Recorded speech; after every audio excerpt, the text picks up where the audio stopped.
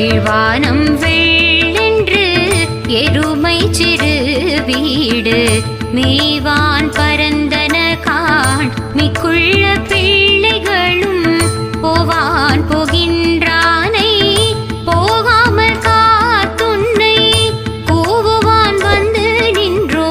கோது கலமுடைய பாவா எழுந்திராய் பாடி பறை கொண்டு மாவாய் பிளந்தானை மல்லரை மாட்டிய தேவாதி தேவனை சென்று நாம் சேவித்தால் ஆவாவென்றாராய்ந்து அருளேலோ